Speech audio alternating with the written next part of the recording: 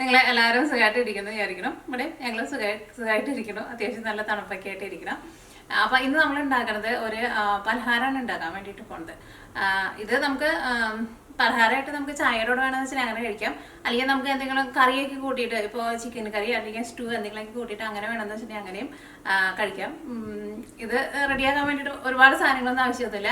നമ്മുടെ വീട്ടിലേക്ക് മിക്കപ്പോഴും ചോറൊക്കെ ബാക്കി വരില്ലേ, അപ്പോൾ ചോറ് വെച്ചിട്ടാണ് നമ്മൾ റെഡിയാക്കിയിട്ട് എടുക്കുന്നത്. ചോറും പിന്നെ പച്ചരിയും കൂടിയിട്ട് അരച്ചിട്ടാണ് നമ്മുടെ പലഹാരം റെഡിയാക്കാൻ വേണ്ടിയിട്ട് പോകുന്നത്. പിന്നെ അല്ലെങ്കിൽ നമുക്ക് അങ്ങനെ ഒരുപാട് വലിയ സാധനങ്ങളൊന്നും ആവശ്യമൊന്നുമില്ല. തേങ്ങയൊന്നും ചേരേണ്ട ആവശ്യമൊന്നുമില്ല, തേങ്ങയൊന്നും ചേർക്കണില്ല. പിന്നെ അതേപോലെ മുട്ട അങ്ങനത്തെ സാധനങ്ങളൊന്നും ആവശ്യമൊന്നുമില്ല. അപ്പോൾ ഫസ്റ്റ് നമുക്ക് ഇതിലേക്കുള്ള ബാറ്റർ നമുക്ക് റെഡിയാക്കാം.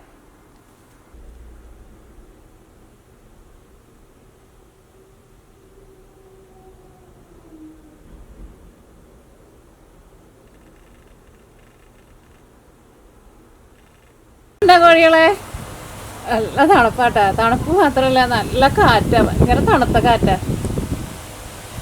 അപ്പോൾ നമ്മൾ ഇതിലേക്കുള്ള മാവ് അരച്ച് വെക്കാൻ വേണ്ടിയിട്ട് പോട്ടെ. അപ്പോൾ ഞാനിവിടെ അതാ 1.5 കപ്പ് പച്ചരിയാണ് എടുത്തേക്കുന്നത്. ഞാനിതിവിടെ വെള്ളത്തിലിട്ടിട്ട് കുതിർത്തി അരി നല്ല സോഫ്റ്റ് ആക്കിയിട്ട് എടുത്തിട്ടുണ്ട്. അപ്പോൾ നമുക്കൊരു മിക്സിയുടെ ജാറിലേക്ക് ഇടാം.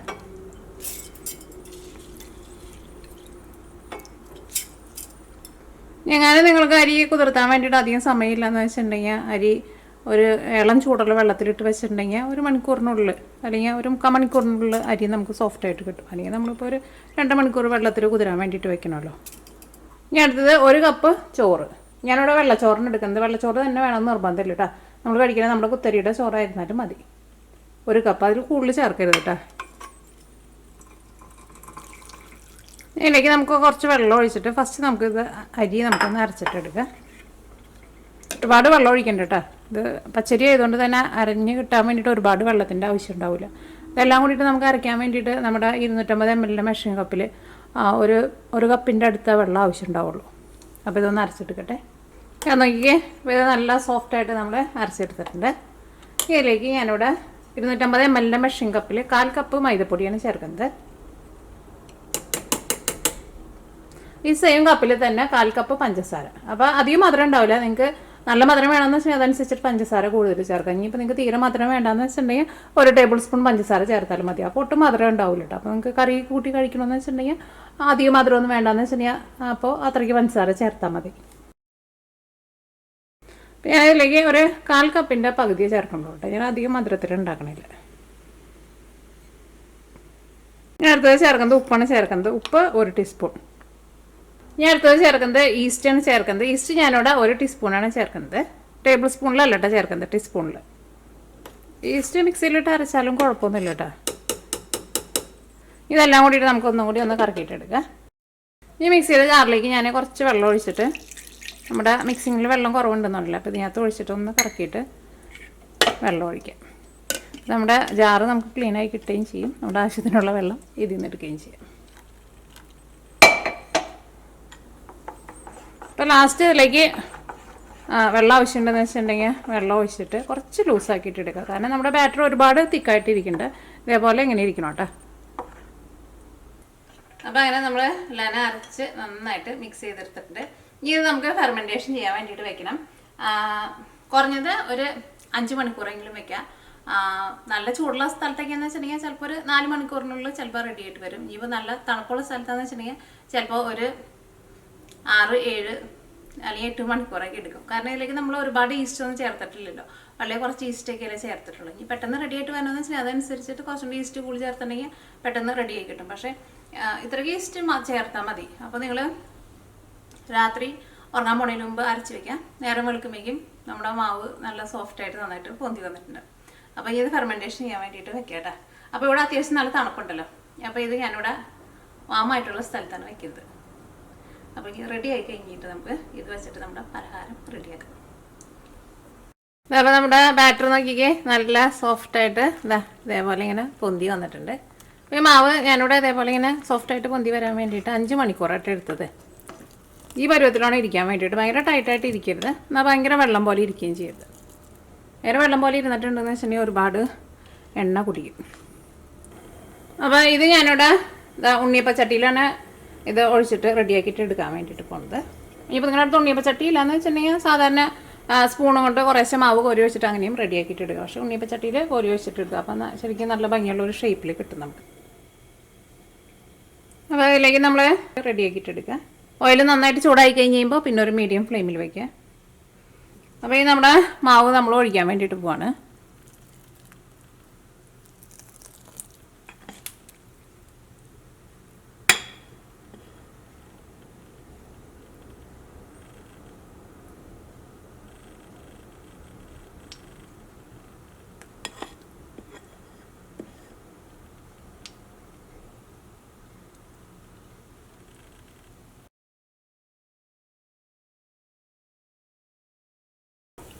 ഇത് നമ്മൾ തിരിച്ചിടാൻ വേണ്ടിയിട്ട് പോകണം. അപ്പോൾ ഇത് ഫുള്ള് വേവാൻ വേണ്ടിയിട്ട് നിൽക്കണില്ല കേട്ടോ. അതിന് മുമ്പേ നമുക്ക് തിരിച്ചിടാം. നമ്മുടെ ഈ ഓരോ കുഴിയുടെ ഉള്ളിൽ നിന്ന് ഇതേപോലെ നമുക്കിങ്ങനെ ചിറ്റിയാൻ വേണ്ടിയിട്ട് പറ്റുമ്പോൾ അത് നമുക്ക് തിരിച്ചിടാം. അപ്പോൾ നമ്മുടെ ഇതിൻ്റെ ഉള്ളിൽ ഈ മാവും പുറത്തേക്ക് പോയിട്ട് നമുക്ക് ഇതിൻ്റെ ഉൾഭാഗം ആയിരുന്നാലും നമുക്ക് ശരിക്കും നന്നായിട്ട് വെന്ത് കിട്ടും.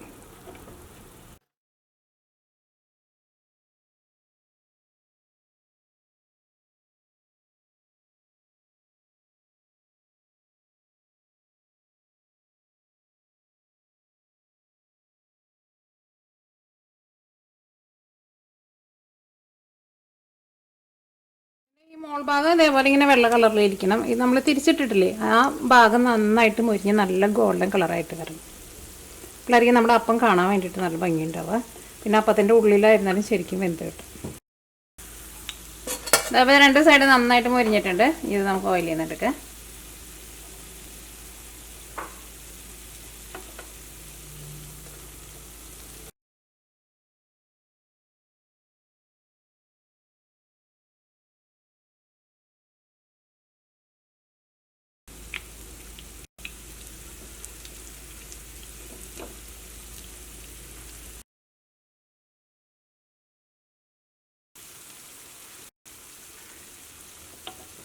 അപ്പോൾ നമ്മുടെ രണ്ടാമത്തെ ട്രിപ്പും റെഡി ആയിട്ടുണ്ട്.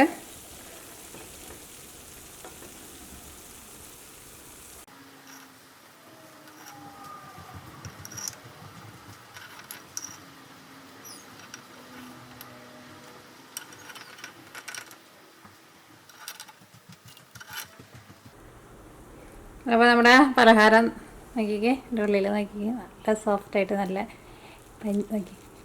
പഞ്ഞിക്കെട്ട് പോലെ ഇരിക്കും.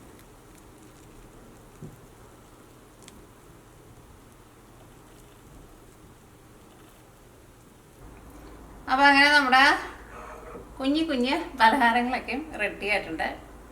ഇത് നല്ല സോഫ്റ്റായിട്ട് ഇരിക്കും കേട്ടോ. ഇതിനകത്തേക്ക് ഓയിലൊന്നും ഇതിൻ്റെ ഉള്ളിലേക്ക് തീരെ ഓയിൽ കുടിക്കില്ല. പക്ഷെ പുറത്ത് നമ്മൾ തൊടുമ്പോൾ ചെറുതായിട്ട് ഒരു ഓയിൽ മയം ഉണ്ടാവും.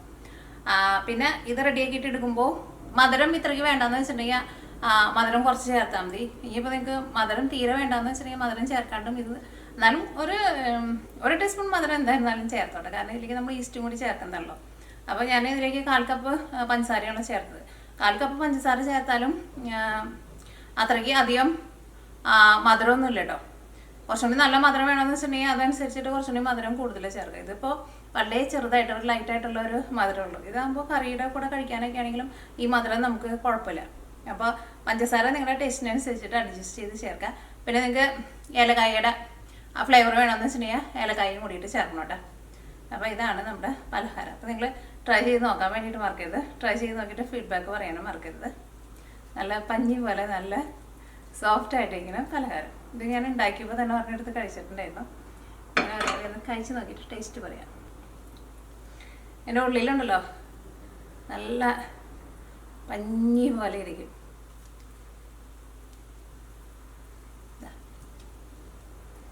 ഇത് ഇതേപോലെ ഇങ്ങനെ ഈസ്റ്റ് ഇട്ടിട്ട് ഉണ്ടാക്കണം കേട്ടോ. ബേക്കിംഗ് പൗഡർ ചേർത്തിട്ടും റെഡി ആക്കിയിട്ട് എടുക്കുക. പക്ഷെ അങ്ങനെ ചേർത്തിട്ട് ഞാൻ ഉണ്ടാക്കി നോക്കിയിട്ടുണ്ടായിരുന്നു. പക്ഷെ അപ്പോൾ അത്രയ്ക്ക് അങ്ങനെ ഒരു ടേസ്റ്റ് ഉണ്ടായിരുന്നില്ല. ഈസ്റ്റ് ചേർക്കുമ്പോഴാണ് എനിക്ക് കൂടുതൽ ഇഷ്ടമായിട്ട് എനിക്ക് തോന്നിയത്.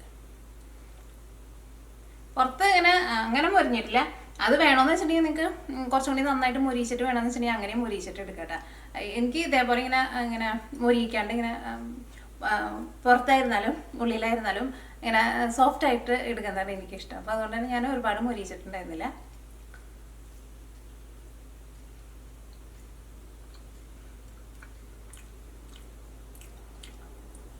വെറുതെ ഉണ്ടെങ്കിൽ അങ്ങനെ കഴിക്കാം. കറി കൂട്ടി വേണമെന്ന് വെച്ചിട്ടുണ്ടെങ്കിൽ അങ്ങനെ കഴിക്കാം. അപ്പോൾ നിങ്ങൾ ട്രൈ ചെയ്ത് നോക്കാൻ വേണ്ടിയിട്ട് മറക്കരുത്.